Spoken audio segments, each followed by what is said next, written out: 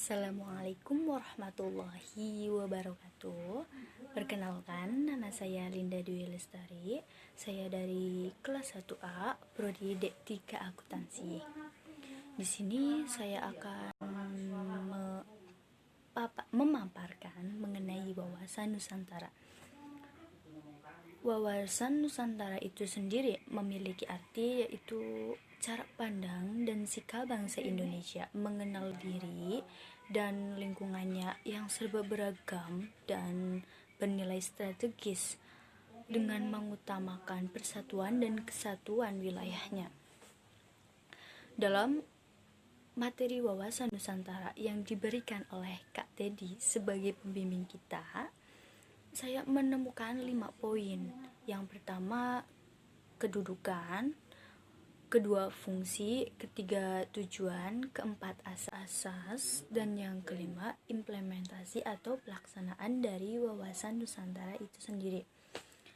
Baik, saya akan memaparkan satu persatu dari 5 poin tersebut. Baik, yang pertama adalah kedudukan wawasan Nusantara. Wawasan Nusantara itu sendiri memiliki 5 macam kedudukan. Yang pertama adalah Pancasila sebagai filsafat, ideologi bangsa dan negara yang berkedudukan sebagai landasan ideal. Dan yang kedua, Undang-Undang Dasar 1945 sebagai landasan konstitusional negara yang berkedudukan sebagai landasan konstitusional. Dan yang ketiga, wawasan Nusantara sebagai visi nasional berkedudukan sebagai landasan visional. Yang keempat, ketahanan nasional sebagai konsepsi nasional berkedudukan sebagai landasan konsepsional. Dan yang kelima, yang terakhir, GBHN garis besar haluan negara sebagai politik dan strategi nasional berkedudukan sebagai landasan operasional. Baik, itu merupakan poin ke-1 ya. Dan yang berikutnya, poin kedua mengenai fungsi wawasan nasional. Fungsi wawasan nasional itu sendiri sebagai pedoman, mendorong, dan motivasi serta rambu-rambu dalam menentukan segala kebijaksanaan. Yaitu adalah poin kedua dari wawasan Nusantara. Poin yang ketiga dari wawasan Nusantara itu sendiri yaitu tujuan dari wawasan Nusantara itu sendiri. Tujuannya itu terlingkup dalam dua tujuan. Yang pertama, mewujudkan nasionalisme yang tinggi di segala aspek kehidupan masyarakat.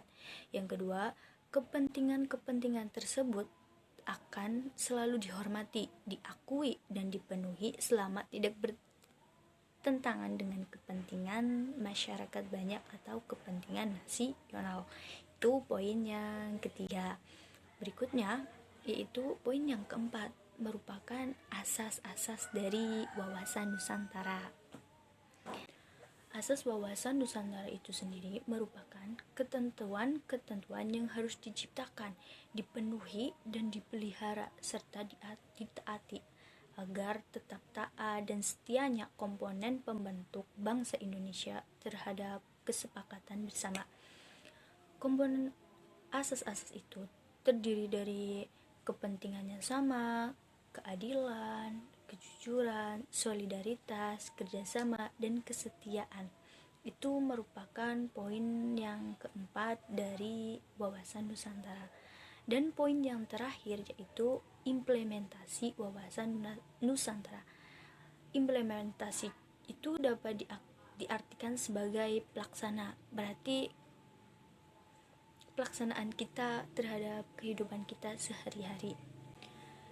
Implementasi wawasan Nusantara dalam kehidupan sehari-hari meliputi 1. Pada kehidupan politik. Pada kehidupan politik, wawasan Nusantara adalah untuk menciptakan iklim penyelenggaraan negara yang sehat dan dinamis. Yang kedua, dalam kehidupan ekonomi, menciptakan tatanan ekonomi yang benar-benar terjamin. Yang ketiga, dalam kehidupan sosial, menciptakan sikap ilmi lahiriah dan batiniah yang menghormati dan menerima, mengakui segala perbedaan kebinekaan sebagai karunia Sang Pencipta. Dan yang keempat, pada kehidupan pertahanan dan keamanan, yaitu menumbuhkan kesadaran cinta tanah air, bangsa, dan negara. Itulah implementasi dari wawasan Nusantara dalam kehidupan kita sehari-hari. Baik, cukup sampai di sini materi. Mohon maaf bila ada kata-kata yang susah dipahami dan bahasa yang berbelit-belit, karena di sini saya juga masih belajar. Kurang lebihnya saya mohon maaf. Semangat terus. Wassalamualaikum warahmatullahi wabarakatuh.